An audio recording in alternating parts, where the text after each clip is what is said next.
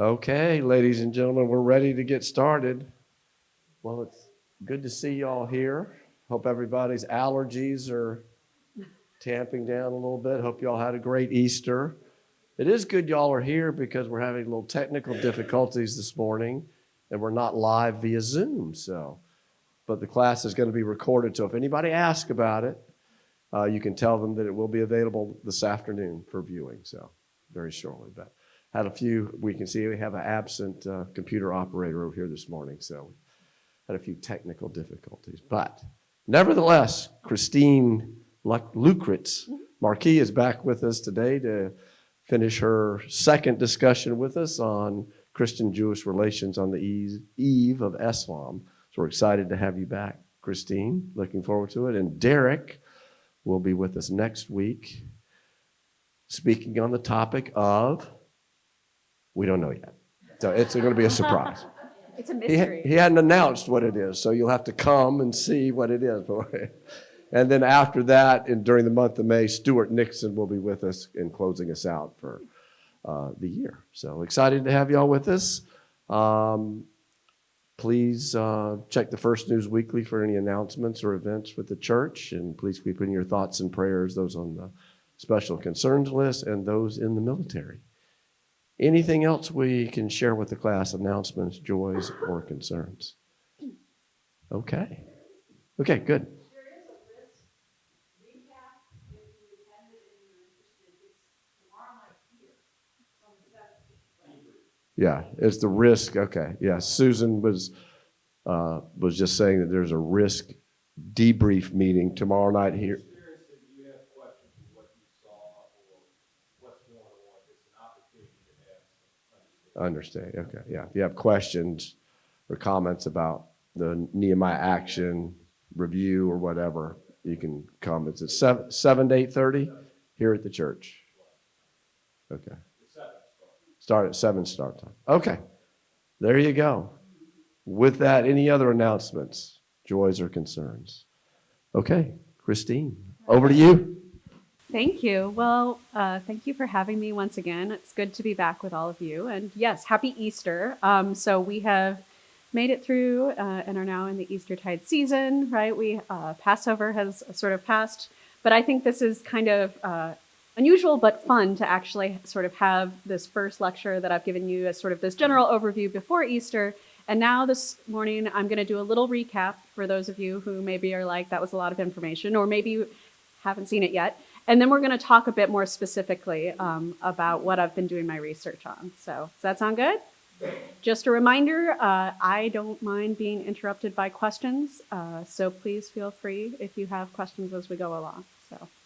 So the first thing I want to say is why these lectures. So the sort of general overview as Passover and Easter were coming upon us last week or 2 weeks ago were kind of obvious, right?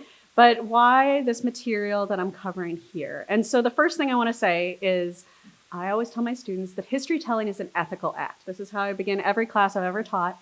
And what I mean by that is whose history we tell and why we tell it matters, right? And I think that claim has gotten a lot easier to make in our current political climate, wherever you land on the spectrum. But 10 years ago, when I started teaching at Union, it was a much more shocking sort of statement to make. But history telling has real implications, right? Which details do we tell? Who do we center, right? Which stories do we tell? And so that is part of why I became a historian. I'm an Episcopal PK. I grew up going to classes when I was sick with my dad in the seminary. Like I remember being a second grader and trying to teach myself Koine Greek. So I like to say that I was never going to escape. So I am very interested because when I got into undergrad, I was actually a pre-med. I was going to do AIDS research. I'm still a big math science geek, if you know me well at all. And the way that sort of manifests now is I do a lot of baking on the side for fun. Like I design recipes, like I do a lot of baking. But the thing is, I got there and I was at a liberal arts school where you had to take these flags and learn other things, right, to be well-rounded, which I'm fully supportive of. But at the time, as a freshman, I was like, I just want to get to medical school. But I took this class called The Gnostic Gospels. And I came home and I was super pissed at my dad, as every freshman is, for any reason. But this was like, why didn't you tell me about this? Why didn't you tell me about this piece of the history of the church? And he was like, well, I didn't learn it in seminary. I didn't know, right? And so this is how I ended up here, right? Is I wanted to make sure that I had the opportunity, and this is my career, right, is teaching in a seminary and thinking about not just the stories that we should know, but all the other stories that don't get told, and what happens when we ask questions and think a bit differently about the larger tradition of Christianity in relation to other religions, in relation to other Christianities than the one that we tend to think in. So that's just the first sort of piece I want to share. The other thing is, across the time that since I decided to do this many decades ago that I won't count for you, I realized, right, that we've had this growing sort of interest in collaborating and talking about global Christianity, right? Like, we're very aware of our global brethren, right, and other Christians in other places, but we don't always know what they practice or why we have different traditions, right? And so my areas of expertise tend to be those that are in Eastern Christianity, especially churches that are under the umbrella of what is known as the Oriental Orthodox Church, right? So these are the Coptic Orthodox, the Syriac Orthodox, the Ethiopian Tewahedo, right, and so on and so forth. There are several in this tradition, but if you have followed news in the last few decades, occasionally big denominations like the PCUSA or the ECLA or the Episcopal Church will try to make collaborative statements with some of these groups because we're trying to figure out how to be in relationship despite some of our theological difference. So I think knowing some of their stories, because they have to know ours because of Western dominance, is helpful in those sort of dialogues. And related to that, as I've sort of already hinted at, is I think it's really valuable for us in a sort of dominant Western tradition, right? So Protestant Western Christianity has been sort of like the successful big Christianity for the last several hundred years since the Reformation, right? And I know that there is sometimes, like with the latest Pew data, concern that there's this decline in the mainline Protestant churches, right? But I actually think it's really helpful for us to not panic, one. The historian in me says the church has been a lot of different things in a lot of different times, but also to ask ourselves, well, we've been the center so long, maybe what have we missed, and what happens if we look at somebody else's story and center it? How does it shift how we understand ourselves and how we understand our relationship to them? And so that's part of what this storytelling research that I'm doing is in my historical period. But the other sort of thing I will say as I share things in particular this morning is I think that sometimes history is also a good reminder to be careful, right? That if we pay attention to history closely, sometimes we can actually learn lessons. And one of them that we'll learn this morning is that we need to be wary when our religious tradition gets too cozy with power. So I think that can be a hard one for us to think through sometimes. But I think it's an important sort of question, regardless of what religious tradition you find yourselves in.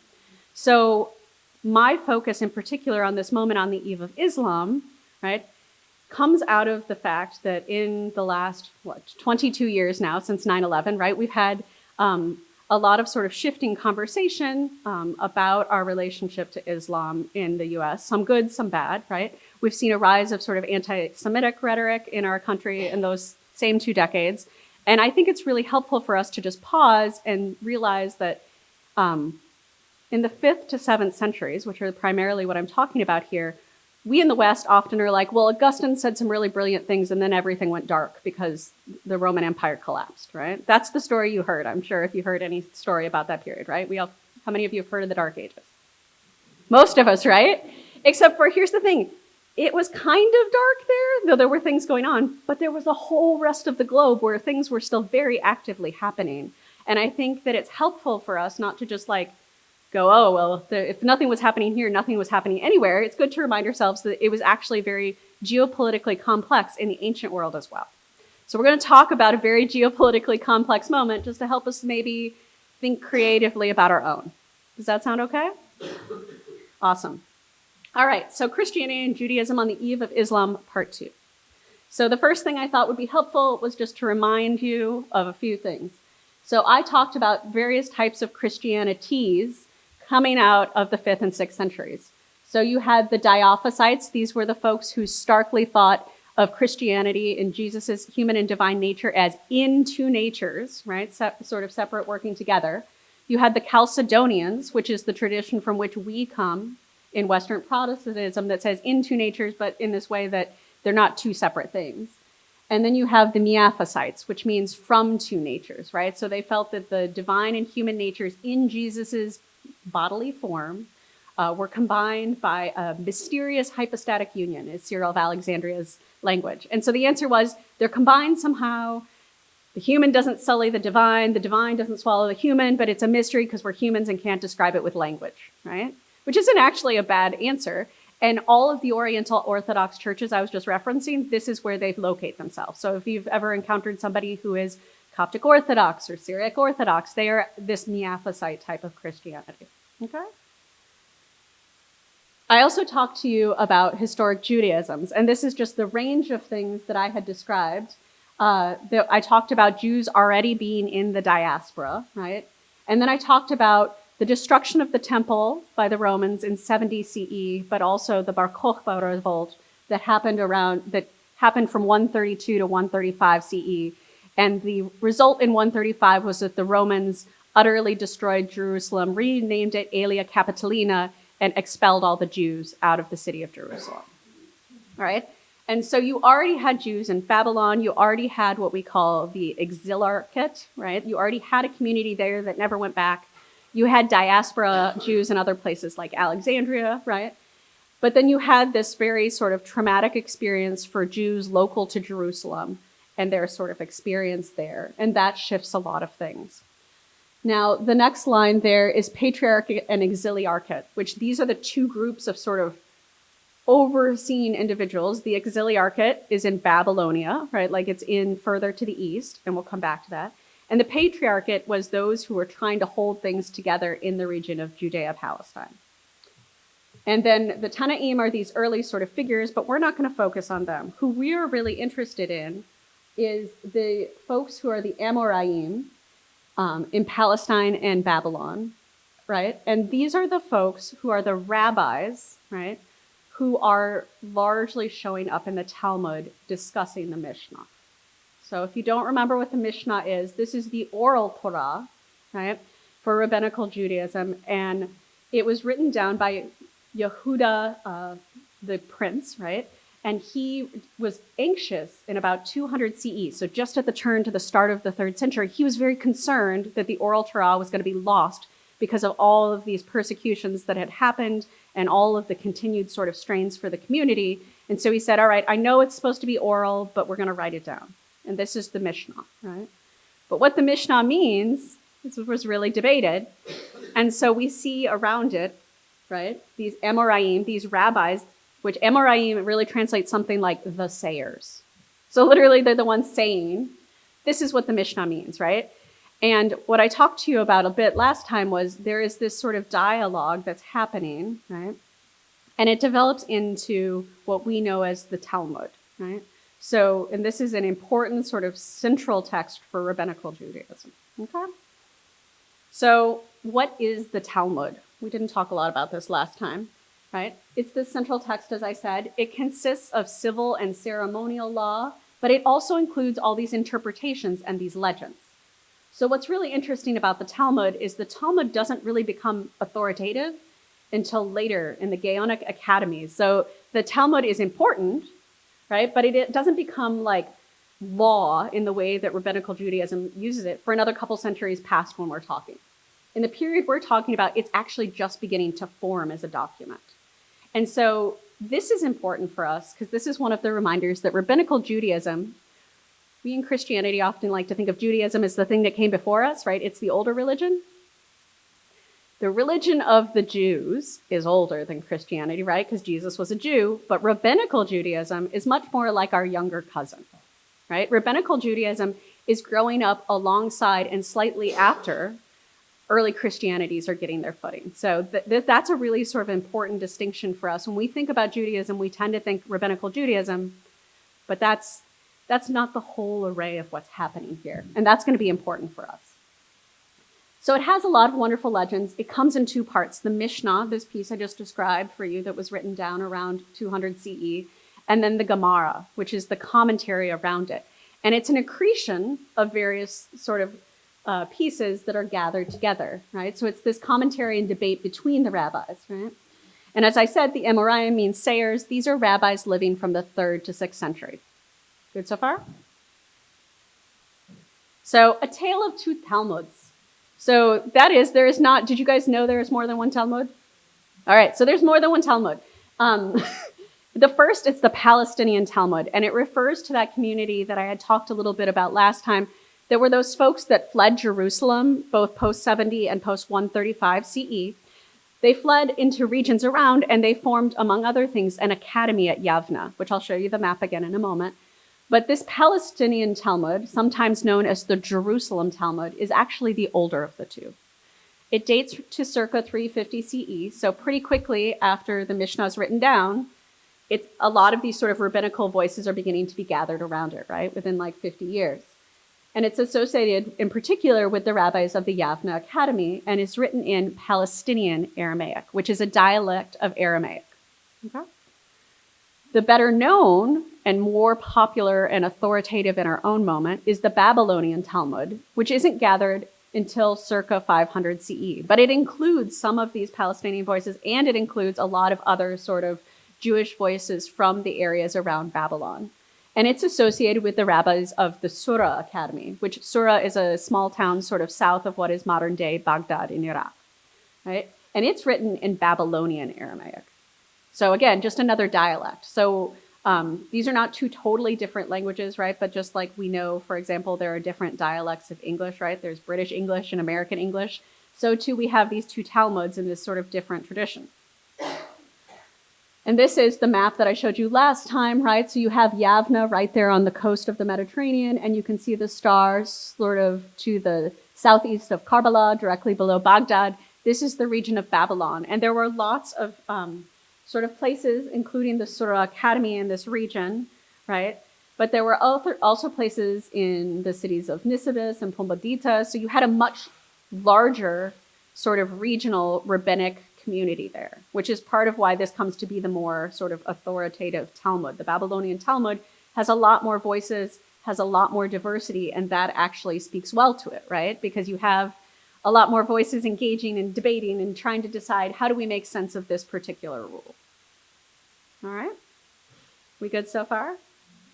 So I will say that one of the things that's important for us is Yavna doesn't remain an important center. So how do the rabbis that appear in the Palestinian Talmud end up in the Babylonian Talmud?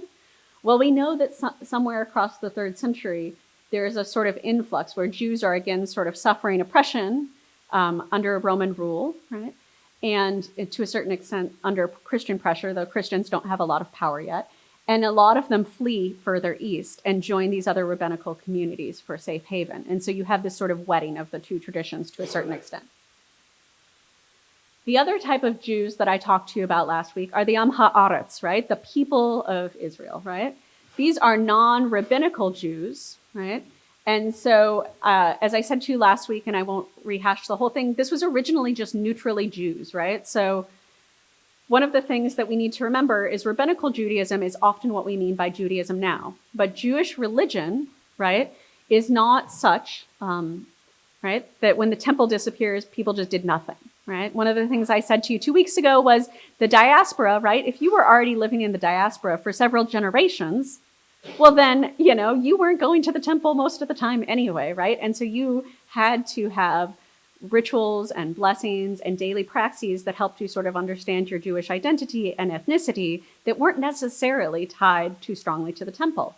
And so we have a large component who, because they don't win out the day, are a lot harder to see, right? It's a lot easier for me to tell you about rabbinical Judaism because we know rabbinical Jews, right? We have them in our community here in Richmond. It is much harder for us to get a glimpse that that was not the sole way or even the dominant way in the 5th and 6th centuries of being Jewish, right? Because if you think about the sort of things that I just said to you, right? That the Palestinian Talmud comes together circa 350 and the Babylonian circa 500, right? These are their sacred texts coming together, right? So there are communities there, but like if you are needing to gather your sacred text, you are still in those very early stages of your tradition. You are not the dominant thing on the scene at that stage, right?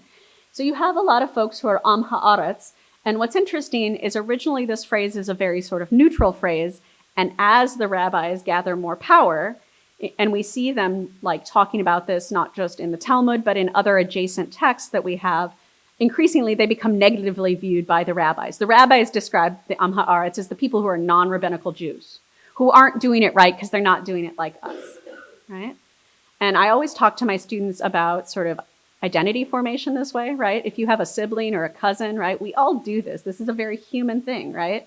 We take the thing that's closest to us and we're like, oh, well, they're doing it wrong and I'm the right instantiation, right? And so you see that sort of in the early stages of like rabbinical Judaism getting its footing. But you also have other non-rabbinical Jewish movements. And I would highlight for us in particular, Karaite Judaism.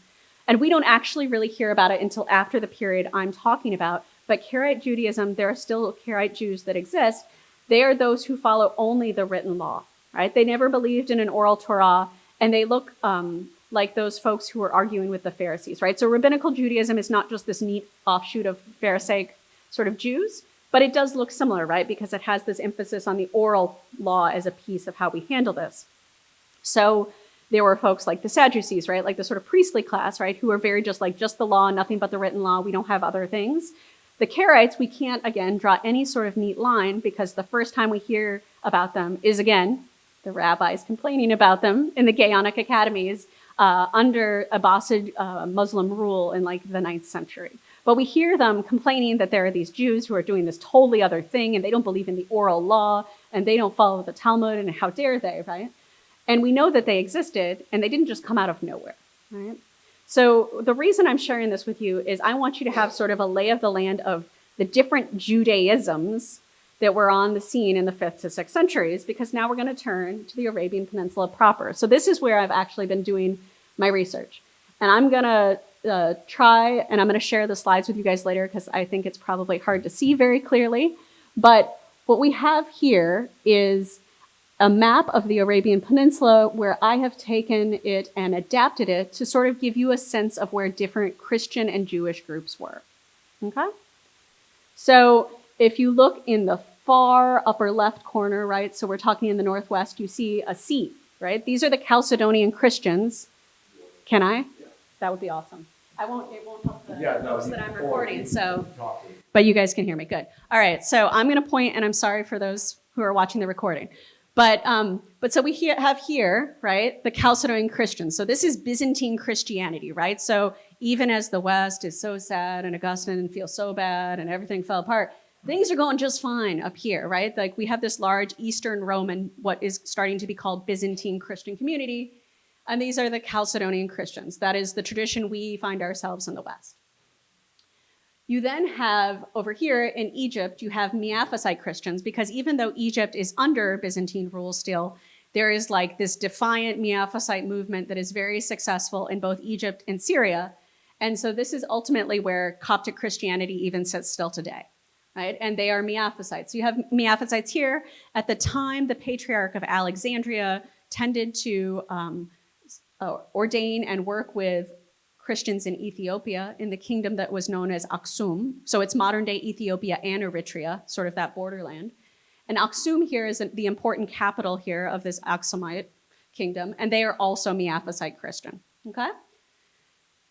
You also have these Arabian tribal communities here, right? And so they are groups that are loosely connected, and one of the things that happens geopolitically across the 5th to 6th centuries is you have a fair bit of organization around Al-Hira. And there are a lot of Arabian polytheists, quote unquote pagans still living, but you also have a lot of these Diaphysite Christians who, when they had been pressed after the Council of Ephesus 1 in 431, had been pressed out of the Roman Empire. I told you the Persians were nice to them. So they end up here and they end up in Persia around Seleucid Ctesiphon, right? And so they're there in these regions, right? And there is Babylon, where I just showed you the Babylonian Talmud came from. So there are some Jews there, we're gonna know, all right?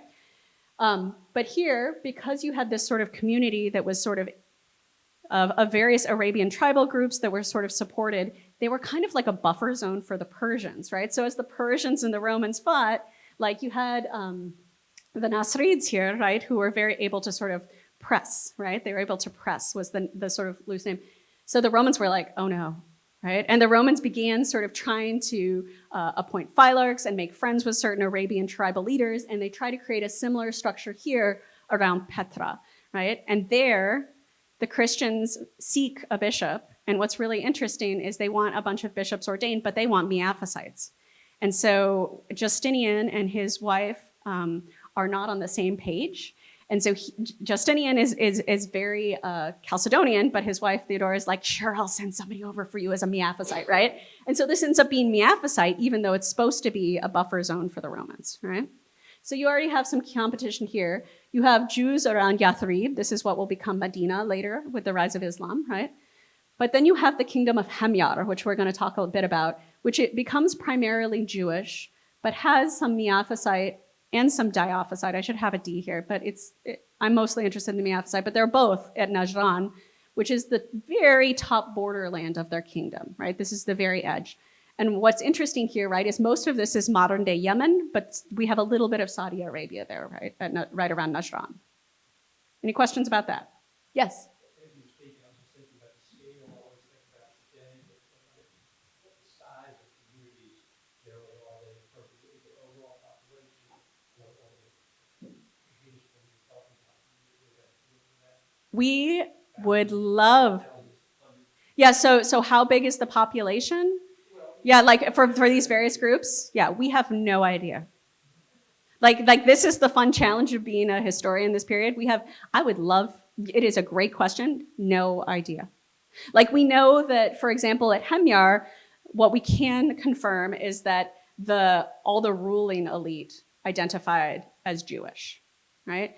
And we know that there were at least a couple thousand, according to tradition, of various Christians at Najran. And I'll talk a bit more about what we do have for evidence in a moment. But the truth is, we don't know, right? What I'll say is these aren't just obscure areas, and this is something I don't have, but if you have ever heard of like the spice trade, right, the spice routes, this is the spice area. And in fact, Kani is one of the most important places for frankincense.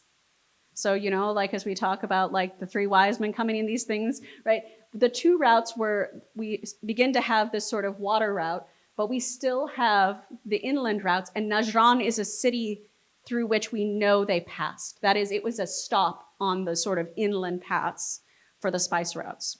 So these aren't, what I can say to you is we know that they're not just like in the middle of nowhere. It's not all empty. And most of this on the western coast was very lush at this time. So what is called the sort of empty quarter in Arabic is really the smaller portion here of the Arabian Peninsula. So it was actually very lush. And so the answer is we don't know, and we know that it was probably well populated. Does that make sense? Yes? I have a question because we know that there were census, Mm-hmm. their general way, because they were taxing people. Yes. So is it a matter of the documentation having been lost? Well, none of this is ruled by the Romans, so that's the problem, right?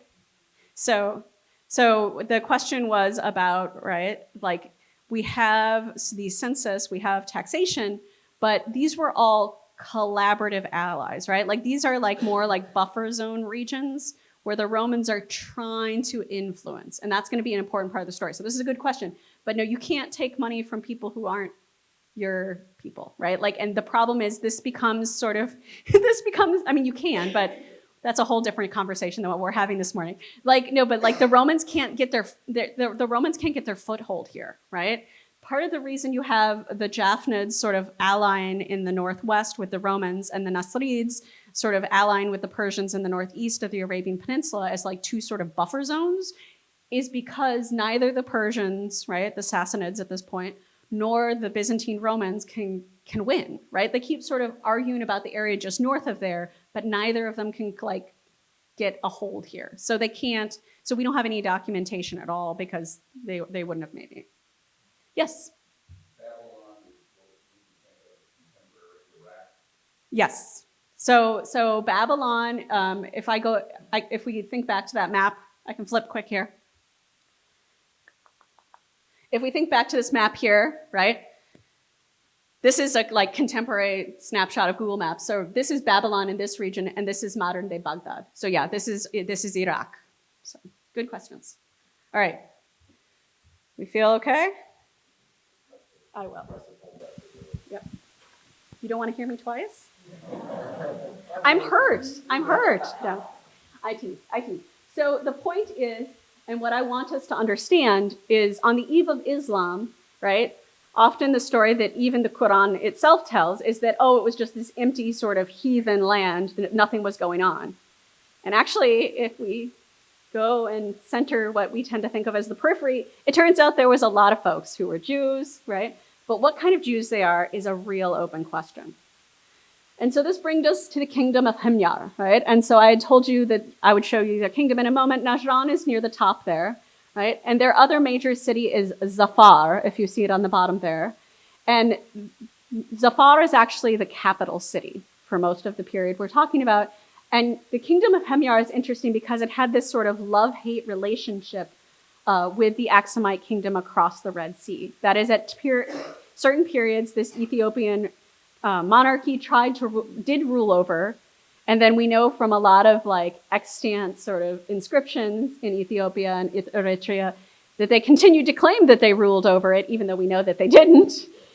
So of course, Himyar starts must find out about this propaganda. And we know from inscriptions that they start giving themselves lots of different sort of titulary themselves for the king.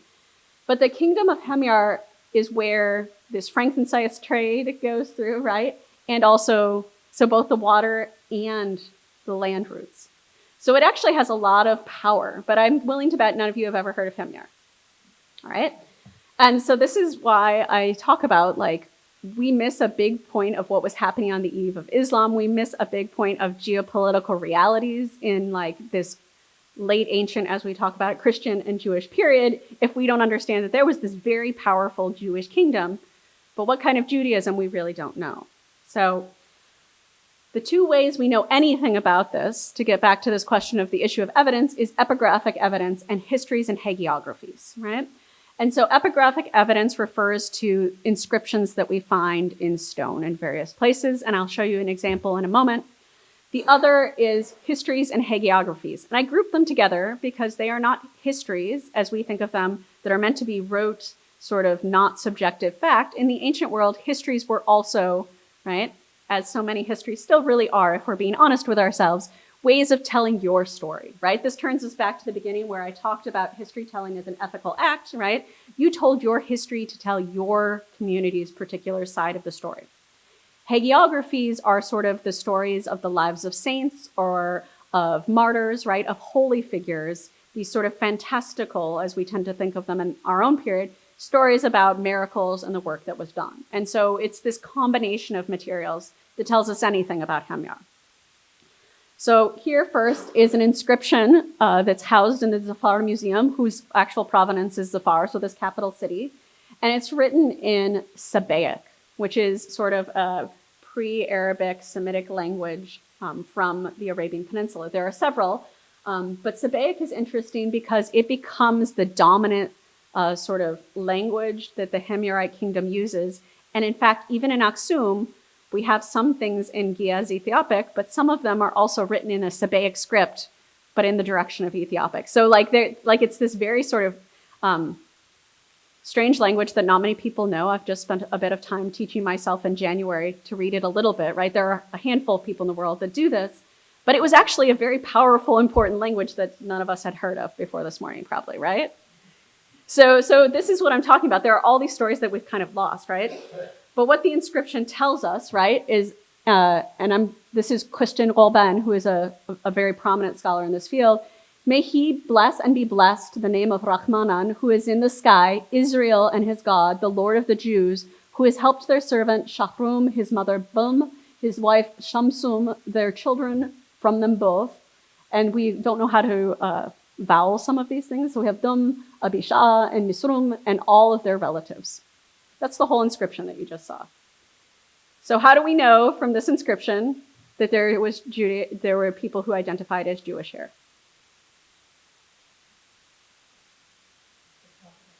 They talk about Israel, right? They talk about Israel. They mention the Lord of the Jews. That's it, right? Like you were like, this is a trick question Christine is asking us. No. This is it, right? And so when we're left with things like this, it's very hard to know, the Talmud, right, is still coming together at this period. Do they have rabbis down there? Probably not, right? And so they probably represent one of these Am Ha'aretz, right? These sort of Jewish, right? They honor the Jewish God.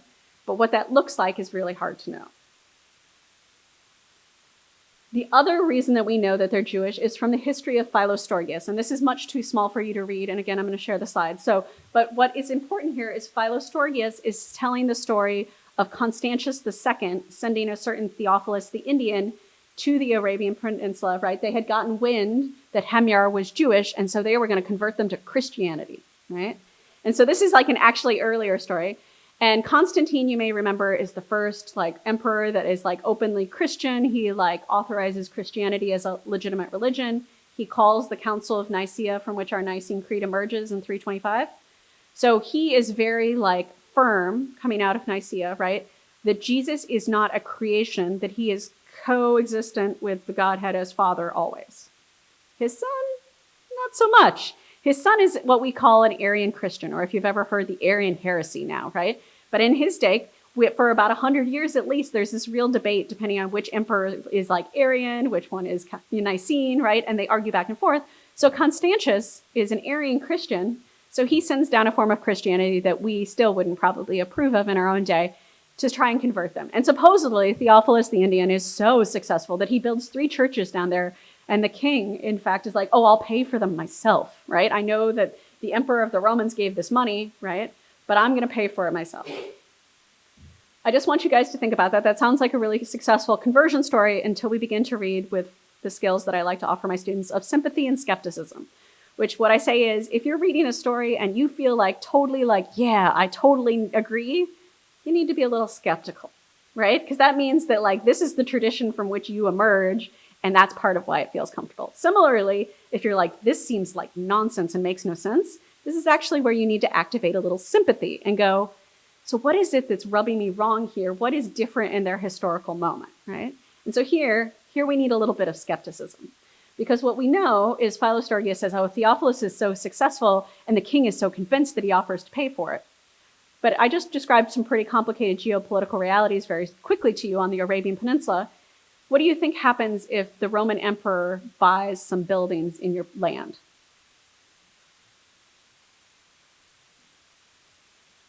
You have Christianity, certainly, right? But he also owns those buildings, right? You now have Roman imperial money interfering in your kingdom. Power, exactly, right? So the Romans can now make power claims if it's the Caesar's money who's built the churches.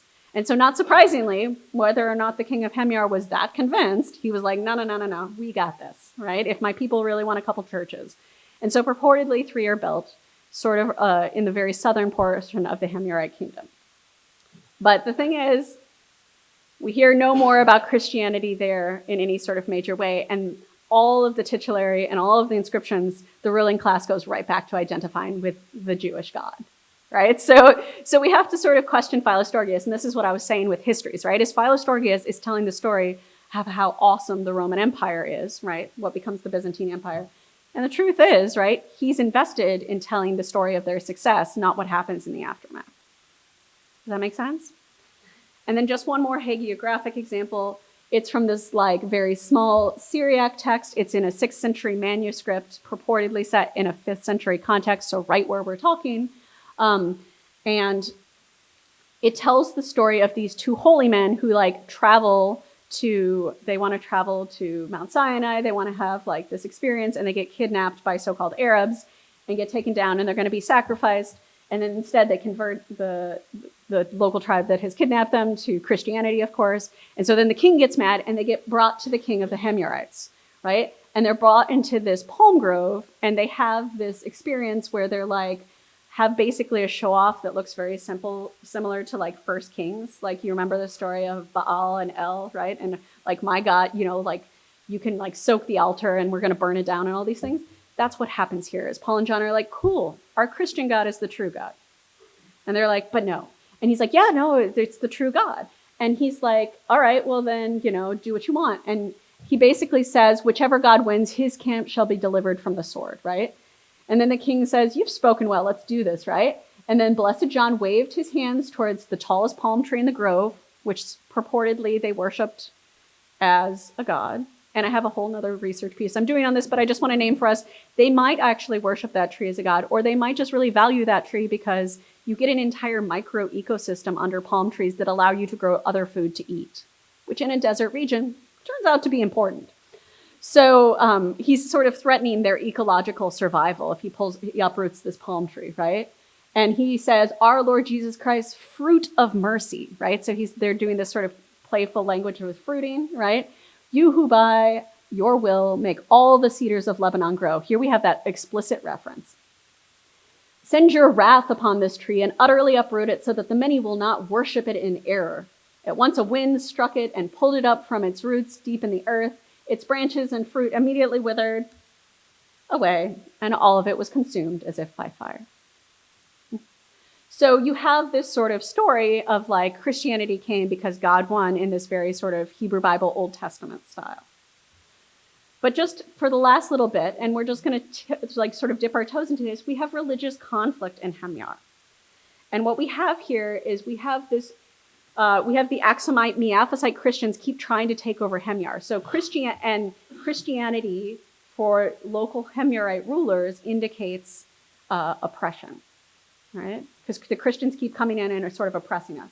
And so a local king, Yusuf, right, Joseph, identifies very strongly as a Jew, and he sort of takes over, right? They have a bit of a moment of independent rule, and his mother is purportedly a Jew from Nisibis, from one of those rabbinical areas. So now we're like, what kind of Judaism does he actually know, maybe, Mike? Because his mom's supposed to teach him, which is why that rabbinical stuff mattered, right? It's like, now I don't know, right? That epigraph I showed you earlier. But here we have another example from Brihima, which is far north in Saudi Arabia, so just north of Najran. Because what Yusuf does in 523 is he decides to kill a bunch of Christians, right? And the argument between scholars is this a religious or a political battle, right? So in this inscription, right, they thank God for helping them succeed, right? And the supporters of their lord, the King Yusuf, when he burnt the church, killed the Abyssinians, right? He doesn't say Christians. Abyssinians is another term for these Aksumite Ethiopian Christians, right? In Zafar, and moved a war against this figure, right? And brought the war against the defense of Najran. He reinforced the chain of Mandab so that the Ethiopians, right? So one of the things that we need to think about here is we have a history where Christianity and political power utterly wed, right? And all they know is when those Abyssinians or Aksumite rulers come, right, with their Christianity, they enforce Christianity and they oppress us, right? And so by putting the chain up at Mandab, this actually prevents ships from sailing across that little piece of the Red Sea there, okay? And then they say this all, and at the end, in the inscription, it says, "By the Lord of the Jews." And again, that's the only indication of the religious piece without me giving you this larger context, right? But we also have this letter from a certain Simeon Bet Arsham, and it tells the story of the martyrs of Najran. And I only have the beginning here where he describes the burning of the church, but we have this extant in Syriac. And what's interesting is Simeon is actually a Byzantine, like Christian, who is there visiting in El-Hira, right? That Diophysite region in what I had described as the northeast, right? Allied with Persia.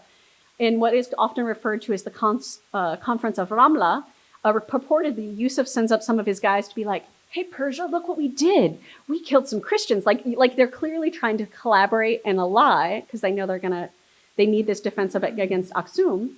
And instead, Simeon and others overhear this sort of secondhand knowledge of the killing and burning of Christians in this church at Najran. And Simeon runs back to the Roman emperor, to the Byzantine emperor. And he gets wind of this and he goes, "Oh, well, we're not going to do anything about this directly, but we're going to offer to support Caleb, the Aksumite king, and he can go attack them," right? And so you have this proxy war that ensues.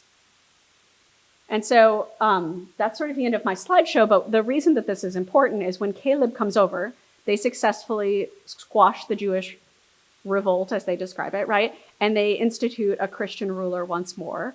And it stays largely technically Christian, right?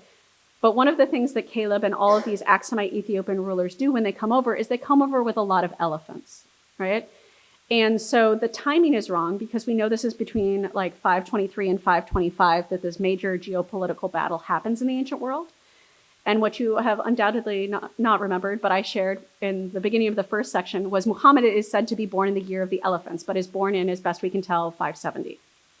So the timing is not quite right. But when we talk about Muhammad being born in the year of the elephant, it is this memory that's gotten in sort of embedded into the biographies, the seerah around Muhammad about this early geopolitical moment. That is, it wasn't like an incidental like thing. I'm not making it up that you should center it and it's this big thing. It was really important and formative for Christians and Jews and the emerging Muslim movement. And you might remember that when I talked to you about very briefly Muhammad's very early movement, right? They move up to Yathrib and have a lot of struggle with the Jews. But before that, some folks had been exiled, right? And had actually gone to the Aksumite Miaphysite Christians for safety.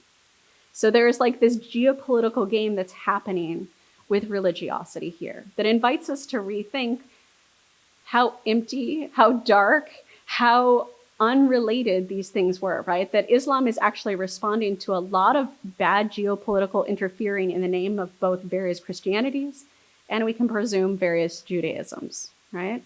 And so it's not that Islam is just borrowing or taking or adapting any of these traditions, but we also can't pretend that it's not responding to a geopolitical world that has led to a lot of slaughter and a lot of fighting and a lot of destruction, such that even though the elephants are there in the 520s, when Muhammad's born 50 years later, it's still an important sort of moment historically for those who are living on the Arabian Peninsula.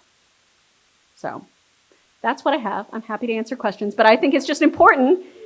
I mean, I know that seems like just a weird sort of mic drop, but I want to have questions and conversations because what I said to you at the beginning is, this is a story where if you look at the evidence I showed you, it's not clear, right, that it's a religious battle and not a political battle, right? Except for everything keeps getting done in the name of their particular God, and there's flexing about whether the Jewish God or the Christian God is the most powerful in these various sources, right? So what are we to do when we think about our own cases of our religion or our denominations even sometimes getting allied with power and also not looking so good in some of the other places we've appeared historically? Yes? Let's go back to the Arabian Peninsula map. Absolutely. So the Muhammad, and just point to Yep. where we're talking about the nuclear beginning of the Muslim. Yes. That's what I mean. Yes. Okay. Thank you. No, I just want to no. So the question was, where is Muhammad on this Arabian Peninsula map, right?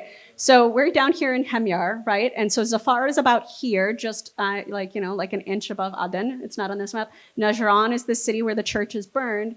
And sort of right along here is where the end of the Himyarite kingdom is. So here's Mecca, when Muhammad is born. And here's Yathrib, which is where they will flee and will be renamed Medina, right? The city. So this is where they encounter a large Jewish sort of revolt, but also here. And so when Muhammad's in Mecca, before they ever retreat to Yathrib further north, some of his followers go into exile over here in Aksum, right? In modern day Ethiopia or Eritrea, who are constantly trying to take over this portion of the Arabian Peninsula and have some weird inscriptions that are in this Sabaic, but written in Ethiopic grammar. So is it safe to say that that triangle you just pointed to, it grows concentrically from there? But then you say that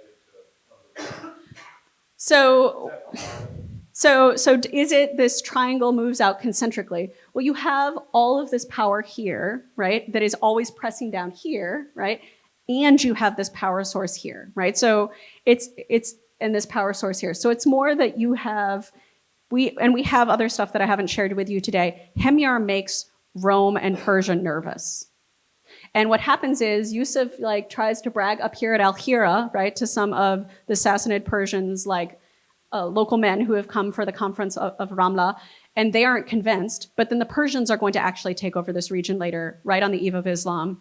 But they collapse almost immediately because Islam takes this region, right? So this Mecca down pretty quickly.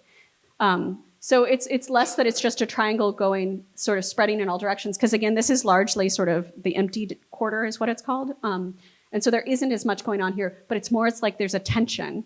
And Mecca and Yathrib are in this mid zone between these two pressing powers up and down is what I would, does that make sense?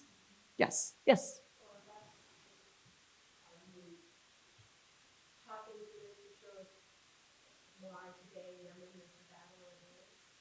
Among things, yes. I mean, Yemen, part of the reason that it was such an important area, right, and that it is so decimated is because it has these big histories that we in the West don't tend to know anything about.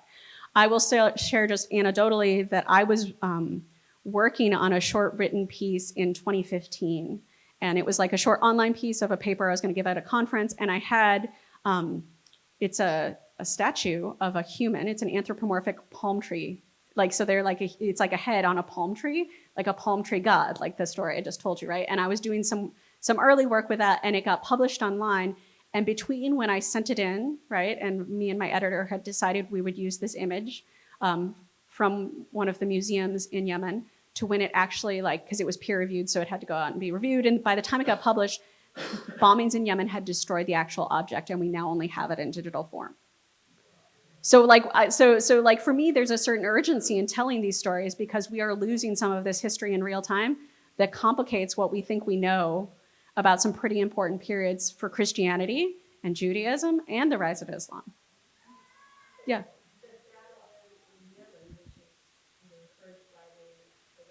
Yes.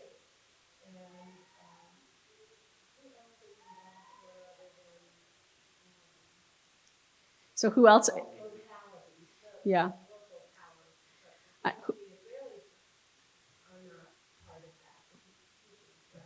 So who's involved in the fighting in Yemen today is a really complicated question. So I'm going to say technically, the people we are most aware of are like Arab Muslims, right?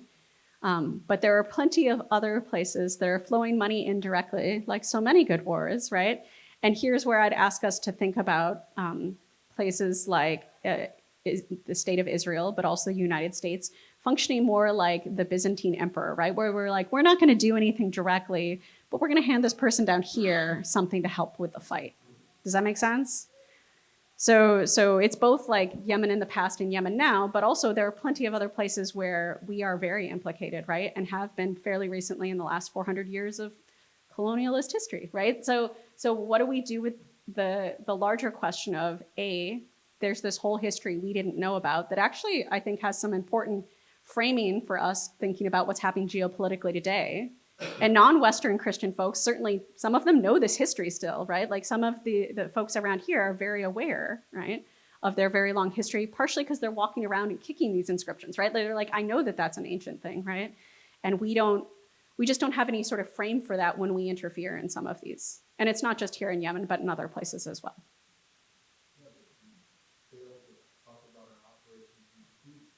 Oh, I could also absolutely talk about our operations. No, that's my.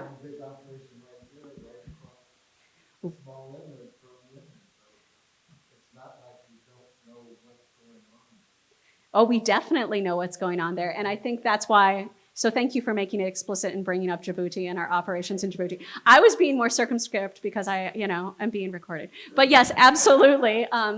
That's what I'm talking about, right? Is like if you think about the Chalcedonian emperor, right, giving money to the Aksumite ruler, Caleb, to then fight the battle, that is exactly what we're doing in Djibouti, right? Is we are interfering there to interfere across the way in Yemen. I have to be honest, I didn't know anything about it until my office mate got sent there for a year, and for we talking to each other and saying, okay, what's going on there? Yep. So then forced us to do a little bit of research. Why is it such a big operation? But see, that's the point, right? Thank you for that, because that's a really good example, right? Unless you know somebody who got sent to one of these regions, or you happen to have a class where someone random like me is like interested in these in antiquity, you don't start to realize like how much history is still very actively playing out in our own moment here. Absolutely. Yes, no? Thank you all so much. I appreciate you.